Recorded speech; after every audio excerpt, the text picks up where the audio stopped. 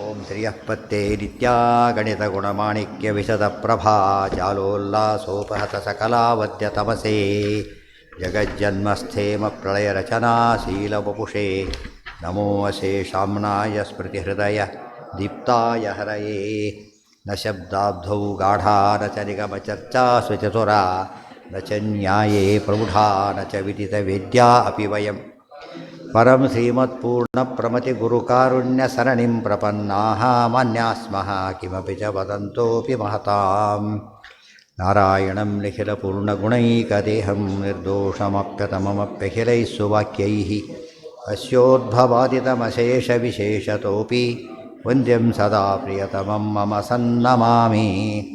ಓಂ ಓಂ ಅಥಾತೋರ್ಮಜಿಜ್ಞಾಸಾ ಓಂ ಕುಪಿತಾ ಹಿ ಫಣಚ್ಛಾಯಾ ಸಮೀಕೃತ್ಯಾಪರಂ ಸುಖಂ ಸೇವಂತೆ ಯತ್ಪದಂ ಧೀರಾಃ ತವುಪಾಸೆ ಶ್ರಿಯಃಪತಿ ಗತಿಂ ಶ್ರಿಯಃ ನಹಿ ವೇದಂ ವಿನಾ ಹೀಗೆ ಹೇಳ್ತಾರೆ.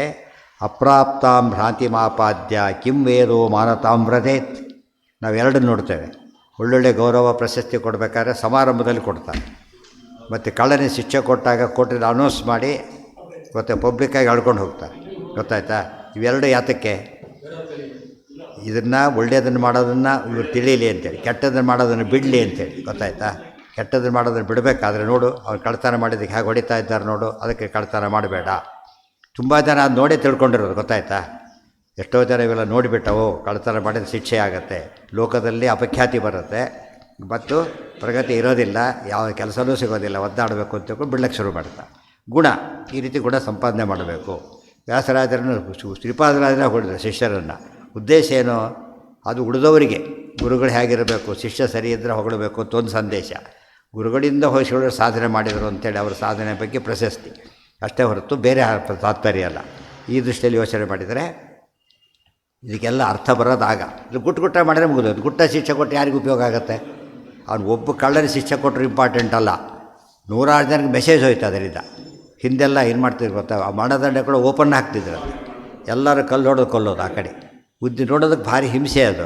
ಅದಕ್ಕೆ ಇವರು ಅದನ್ನೆಲ್ಲ ಮಾಡಬಾರ್ದು ಅಂತ ಹೇಳಿಬಿಟ್ರು. ಕಳ್ತನ ಜಾಸ್ತಿ ಆಯ್ತು ಅಷ್ಟೇ. ಅದರಿಂದ ಮಾಡಿದ್ರೆ ಏನಾಗುತ್ತಾಗ ಬಾ ನಮಗೂ ಹೇಗಾಗುತ್ತೆ ಅಂತೇಳಿ ಭಾಳ ಹುಷಾರಾಗಿರ್ತಾರೆ.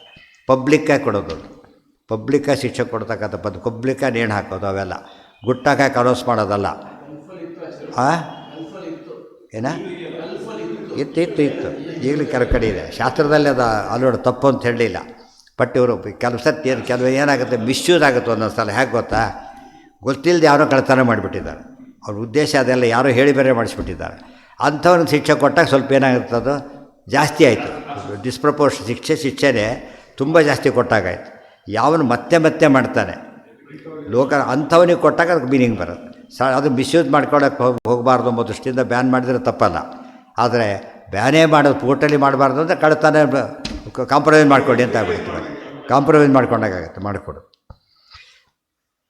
ಈಗ ಹೇಳ್ತಾರೆ ನಿಮ್ಮ ಶಾಸ್ತ್ರ ಏನಪ್ಪ ಮಾಡುತ್ತೋ, ದೇವ್ರ ಬಗ್ಗೆ ಭಾರಿ ಹೊಗಳಿಬಿಟ್ಟು ನಿರ್ಗುಣ ಅಂತ ಹೇಳಿಬಿಡ್ತು. ಯಾವ ಲೆಕ್ಕ ಇದು? ಇಲ್ಲದ ಭ್ರಾಂತಿ ಹುಟ್ಟಿಸಿಬಿಟ್ಟು ಆಮೇಲೆ ತೆಗೆದ್ರಲ್ಲಿ ಏನು ದೊಡ್ಡ ಸ್ಥಾನ ಇದೆ. ಕಿಮ್ಮೇದೋ ಮಾನತಾಮ್ರದೇ, ವೇದಕ್ಕೆ ಗೌರವ ಬರೋದಿಲ್ಲ. ನಹಿ ವೇದಂ ವಿನಾ ಬ್ರಹ್ಮ ವೇದ್ಯಂ ಧರ್ಮಾಶ್ಚ ತದ್ಗತಾಃ.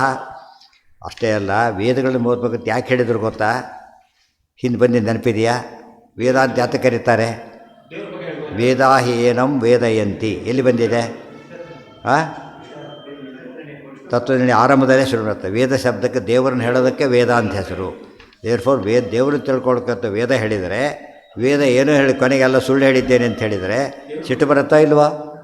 ಎಷ್ಟು ತಪ್ಪಾಯಿತು. ಅದಕ್ಕೆ ವೇದವೇದ್ಯ ಅಂತಲೇ ದೇವರ ಹೆಸರು. ವೇದವೇದ್ಯ ಅಂತ ಎಲ್ಲಿದೆ?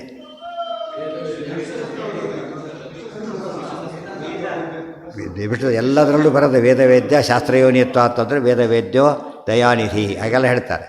ನಹಿ ವೇದಂ ವಿನಾ ಬ್ರಹ್ಮ ವೇದ್ಯಂ ಧರ್ಮ. ಈ ಕಣ್ಣಿಲ್ಲದೆ ಹೋದರೆ ರೂಪಜ್ಞಾನ ಇಲ್ಲ, ಕಿವಿ ಇಲ್ಲದೆ ಹೋದರೆ ಶಬ್ದಜ್ಞಾನ ಇಲ್ಲ, ಶಾಸ್ತ್ರ ಇಲ್ಲದೆ ಹೋದರೆ ದೇವರ ಜ್ಞಾನ ಇಲ್ಲ. ಆದ್ದರಿಂದ ಅಂಥ ದೇವ್ರ ಬಗ್ಗೆ ಜ್ಞಾನ ಬರೋದು ಯಾವಾಗ? ಗುಣಗಳು ಹೇಳಿದರೆ. ಒಂದು ಗುಣ ಹೇಳದೆ ಹೋದರೆ ನಿರ್ಗುಣ ಬ್ರಹ್ಮಣ ಏನು ಜ್ಞಾನ ಕೊಡೋದು? ವೇದ ಹಾಕಬೇಕು ಅದಕ್ಕೆ. ನಿರ್ಗುಣ ಬ್ರಹ್ಮಣ ವೇದ ಬೇಕಾದಕ್ಕೆ ಏನು ಬೇಕೇ ಇಲ್ಲ. ಧರ್ಮಾಶ್ಚ ತದ್ಗತ, ಮೊದಲು ದೇವರು. ತದ್ಗತಃ ಧರ್ಮಃ ಅಂದರೆ ಗುಣಪೂರ್ಣತ್ವ ದೋಷದೂರತ್ವ. ವೇದವೇದ್ಯಶ್ಚ ಮಿಥ್ಯಾತ್ವಂ ಯದಿ ಚೈಕ್ಯಶ್ಚ ತತ್ಕಥಂ. ಎಷ್ಟು ಫೈನ್ ಅಟ್ಯಾಕ್ ಮಾಡ್ತಾರೆ ಆಚಾರ್ಯರು ಅಂದರೆ, ಹೋಗ್ಲಪ್ಪ ವೇದ ಐಕ್ಯ ಯಾಕೆ ಹೇಳ್ತೀವಿ, ಜೀವವರ್ಮ ಐಕ್ಯ ಯಾತಕ್ಕೆ ಹೇಳ್ತೀವಿ ಹೇಳು? ಸುಮ್ಮನೆ ಅರ್ಥ ಮಾಡಿ ಎಷ್ಟು ಪವರ್ಫುಲ್ಲಾಗಿ ಹೇಳ್ತಾರೆ ನೋಡಿ. ಯಾಕೆ ಹೇಳ್ತೀರಿ ನೀವು ಅದನ್ನು? ತತ್ವಮಸಿ ವೇದದಲ್ಲಿ ಬಂದಿದೆ ಅಂತ ಹೌದಲ್ಲೋ, ಅಮೃವಾಸಿ ವೇದದಲ್ಲಿ ಬಂದಿದೆ ಅಂತ ಹೌದಲ್ಲೋ. ವೇದದಲ್ಲಿ ಬಂದಿರೋ ಐಕ್ಯ ಪ್ರಮಾಣವಾಗೋದಾದರೆ ವೇದದಲ್ಲಿ ಬಂದಿರೋ ಭೇದ ಯಾಕೆ ಪ್ರಮಾಣ ಆಗೋದಿಲ್ಲ? ಅರ್ಥ ಆಯ್ತಾ? ಐಕ್ಯ ಬಂದಿರೋದು 5 ವಾಕ್ಯದೊಳಗೆ, ಅದು ಅಪರೆಂಟಾಗಿ. ಭೇದ ಬಂದಿರೋದು ಅನಂತ ವಾಕ್ಯದೊಳಗೆ. ಅಂದರೆ ಅನಂತ ವಾಕ್ಯದಲ್ಲಿ ವೇದಿತವಾದ ಭೇದನ ಸುಳ್ಳು ಅಂತ ಕರೆಯೋದು. 5 ಹೇಳಿದರೆ ಸತ್ಯ ಅಂತ ಕರಿ. 2 ವೇದ ವೇದ್ಯ ಅಂದಮೇಲೆ ಒಪ್ಪಿದರೆ 2 ಒಪ್ಪಿಟ್ಟು 2 ಬಿಟ್ಬಿಡು. ಐಕ್ಯ ಒಪ್ಪೋಣ, ದೇವರಲ್ಲಿ ಐಕ್ಯ, ಬೇರೆದ್ರಲ್ಲ. ಅರ್ಥ ಮಾಡಿಕೊಂಡು ವಿರೋಧ ಅಂತೂ ಒಪ್ಲಿಕ್ಕೆ ಸಾಧ್ಯ ಇಲ್ಲ. ಅದಕ್ಕೇನು ಮಾಡಬೇಕು? ಅರ್ಥಾಂತರ ಮಾಡಬೇಕು. ಅರ್ಥಾಂತರ ಯಾವುದಕ್ಕೆ ಮಾಡಬೇಕು? ಯಾವುದು ಕಡಿಮೆ ಇದೆ ಅರ್ಥಾಂತರ, ಹೆಚ್ಚಿದ್ದಕ್ಕಲ್ಲ.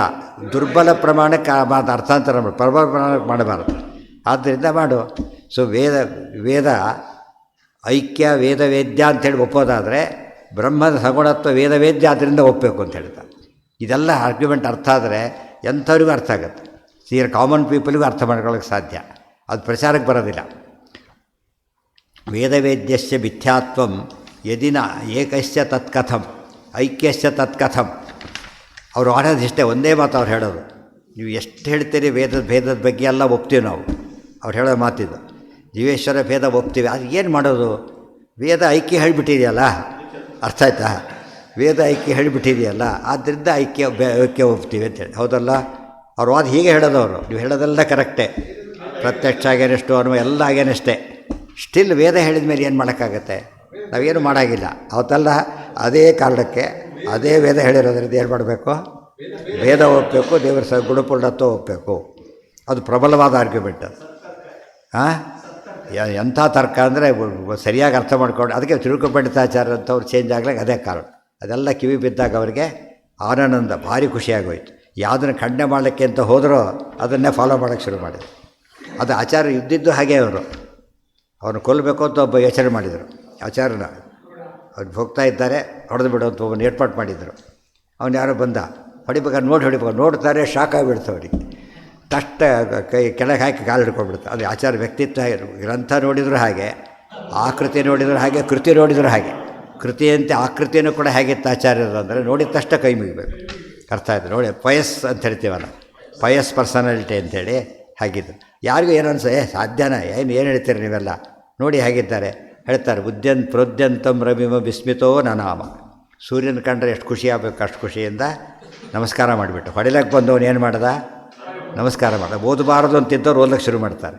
ಆಚಾರ್ಯಶಾಸ್ತ್ರ ಓದಬಾರದು ಅಂತಿದ್ದರೆ ಒಂದು ಸರಿ ಕೇಳಿದ ಮೇಲೆ ಏನು ಮಾಡ್ತಾರೆ? ಅದನ್ನು ಇದನ್ನೇ ಓದಬೇಕು ಅನ್ನೋ ಭಾವನೆ ಬರುತ್ತೆ. ಧರ್ಮಾರೋಪೋಪಿ ಸಾಮಾನ್ಯ ಧರ್ಮಾದೀನಾಂ ಹಿ ದರ್ಶನೆ ಇದಂ ತದಾದಿ ಧರ್ಮಿತ್ವೇ ಧರ್ಮೋನ್ಯಃ ಕಲ್ಪತೇತ್ರ ಹಿ ವೇದವೇದ್ಯಸ್ಯ ಮಿಥ್ಯಾತ್ವಂ ಯದಿ ಚೈಕ್ಯಸ್ಯ ತತ್ಕಥಂ ಯದುಕ್ತಂ. ಅಧಿಕಾರ ಬರೀತಾರೆ. ತತ್ತರ್ಹಿ ತನ್ಮಿಥ್ಯಾತ್ವಮಿತಿ ವಾ ಸತ್ಯಮೇವ ತ್ವಯಾ ಅಂಗೀಕೃತಮಿತಿ ನ ಚ ಉಪದ್ಯೆ ಸರ್ವೋಪಿ ಹಿ ವೇದಃ ಅಪೌರುಷೇಯಃ ಸ್ವತಃ ಪ್ರಮಾಣಂಚ. ಇನ್ನೆಲ್ಲ ಒಪ್ತಾ ಹೋಗ್ತಾನೆ. ತತ್ರ ಏಕಸ್ಯ ಆಗಮಸ್ಯ ಅಪ್ರಾಮಾಣ್ಯೆ ಪರಸ್ಯಾಪಿ ತತ್ ಸ್ಯಾತ್ ತಸ್ಯ ಪ್ರಾಮಾಣ್ಯೆ ಅಸ್ಯಾಪಿ ಕಥಂ ತನ್ನ ಸ್ಯಾತ್. ಪ್ರಾಮಾಣ್ಯ ಒಪ್ಪಿದ ಮೇಲೆ ತತ್ ಐಕ್ಯ ಸಾಧ್ಯ.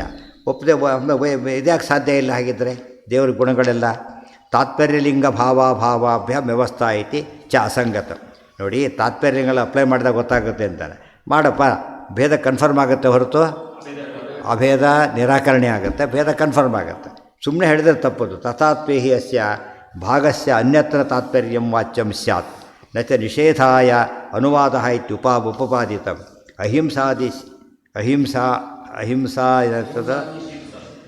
ಅಹಿಂಸಾದಿ ಸೇನಾದಿ ವಿದ್ವದ್ವಿಷಯತೆಯ ವ್ಯವಸ್ಥಾ ಅಸ್ತು ಇತಿ ಚೇನ್ನ ವೈಷಮ್. ಇಲ್ಲ ರೀ, ವಿದ್ವಾಂಸರ ಬಗ್ಗೆ ಒಂದು, ಅಜ್ಞಾನಿಗಳ ಬಗ್ಗೆ ಒಂದು, ಜ್ಞಾನಿಗಳ ಬಗ್ಗೆ ಒಂದು. ಅಜ್ಞಾನಿಗಳ ಬಗ್ಗೆ ಎಲ್ಲ ಭೇದ ಹೇಳೋದು, ಜ್ಞಾನಿಗಳ ಮುಂದೆ ಏನು ಹೇಳೋದು? ಐಕ್ಯ ಹೇಳೋದಂತೆ. ಅವ ಏನದು? ಜ್ಞಾನಿಗಳಿಗೆ ವಿಶೇಷ ಹೇಳಬೇಕೆ ಹೊರತು ವಿರುದ್ಧ ಹೇಳಬಾರ್ದು ಯಾವಾಗ. ಅಜ್ಞಾನಿಗಳು ಹೇಳಿದ್ದಕ್ಕೆ ವಿರುದ್ಧ ಜ್ಞಾನಿಗಳು ಹೇಳ್ತಾರಾ? ಇವತ್ತು ಬಿ ಎಲ್ ಎಲ್ ಓದಿದ್ದನ್ನು ಎಮ್ ಎಲ್ ತೆಗೆದುಹಾಕಿಬಿಡ್ತಾರೆ. ಏನು ಮಾಡ್ತಾರೆ? ವಿಶೇಷ ಅಂಶ ಹೇಳ್ತಾರೆ. ಸಾಮಾನ್ಯವಾಗಿ ಹೈಸ್ಕೂಲ್ ಲೆವೆಲಲ್ಲಿ ಲಾಸ್ಟ್ ಸ್ಟೇಟ್ ಮಾಡ್ತಾರೆ ಅಷ್ಟೇ. ಮುಂದೆ ಪ್ರೂಫ್ ಹೇಳೋಕ್ಕೆ ಶುರು ಮಾಡ್ತಾರೆ. ಹೈಯರ್ ಕ್ಲಾಸಲ್ಲಿ ಏನು ಮಾಡ್ತಾರೆ? ಅಲ್ಲಿ ಪ್ರೂಫ್ ಅರ್ಥ ಆಗಲ್ಲ ಅವರಿಗೆ. ಅದು ಬಿಟ್ಬಿಟ್ಟು ನೆಗೆಟ್ ಮಾಡಿದರೆ ತಪ್ಪಾಗುತ್ತೆ. ಹಿಂದೆ ಹೇಳಿದ್ದನ್ನು ನೆಗೆಟ್ ಮಾಡೋದನ್ನು ಮುಂದೆ ಅಂತ ಕರೆಯೋದಿಲ್ಲ. ಹಿಂದೆ ಹೇಳಿದ ವಿವರಣೆ ಕೊಟ್ಟರೆ ಮುಂದಾಗತ್ತೆ. ಆದ್ದರಿಂದ ಸರಿಯಲ್ಲ.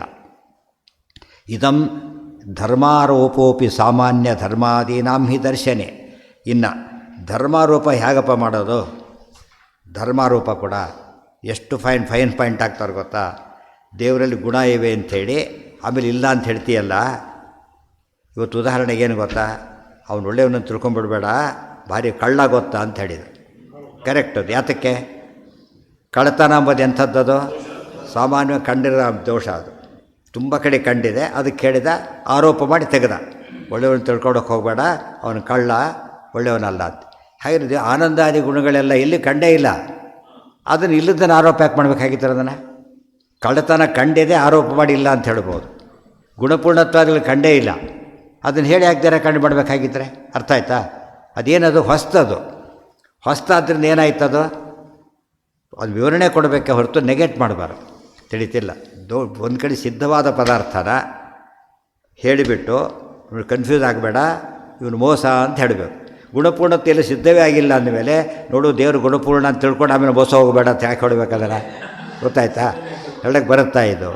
ಅದು ಯೋಚನೆ ಮಾಡಿ. ಎಷ್ಟು ಬ್ಯೂಟಿಫುಲ್ ಆರ್ಗ್ಯುಮೆಂಟ್ ಅಂದರೆ, ಆರೋಪ ಮಾಡ್ಲಿಕ್ಕೊಂದು ಕತೆ ಬೇಕಾದ. ಧರ್ಮಾರೋಪೋಪಿ ಸಾಮಾನ್ಯ ಧರ್ಮಾದೀನಾಮಿ ದರ್ಶನೆ. ದೇವರ ಅಸಾಧಾರಣ ಧರ್ಮ ಅದು. ಯಾವುದದು? ಗುಣಪೂರ್ಣತ್ವ ದೋಷವರು. ಅದನ್ನು ನೆಗೆಟ್ ಮಾಡೋಕ್ಕಾಗತ್ತಾ? ಯೋಚನೆ ಮಾಡು. ಆದಿಪದೇನ ಕೇವಲ ಪ್ರಮಾಣತಃ ಪ್ರಾಪ್ಯವಾಗಿಂತು ಧರ್ಮಾರೋಪೋಪಿ ನೋಪಬದ್ಧತೆ ಇತ್ಯಪಿಶಬ್ದ ಸಾಮಾನ್ಯಂಚಾಸೌ ಧರ್ಮಶ್ಚ ಸಾಮಾನ್ಯ ಧರ್ಮ ಆದಿಪದೇನ ಪ್ರಧಾನ ದರ್ಶನಂ ದೃಷ್ಟ ಇತಿ ಶೇಷಃ. ಇದಂ ತದಾದಿಧರ್ಮಿತ್ವೇ ಧರ್ಮೋನ್ಯಃ ಕಲ್ಪತೆ ಅತ್ರ ಹಿ ಸರ್ವಧರ್ಮವಿಹೀನಸ್ಯ ಧರ್ಮಾರೋಪಃ ಕ್ವದೃಶ್ಯತೆ. ಮುಂದೆ ಇವೆರಡು. ಇದಂ ತದಾದಿಧರ್ಮಿತ್ವೇ ಧರ್ಮೋ ಅನ್ಯಃ ಕಲ್ಪತೆ ಅತ್ರ ಹಿ ಸರ್ವಧರ್ಮ ವಿಹೀನಸ್ಯ ಧರ್ಮಾರೋಪಃ ಕ್ವದೃಶ್ಯತೆ. ಅದು ನಾಳೆ.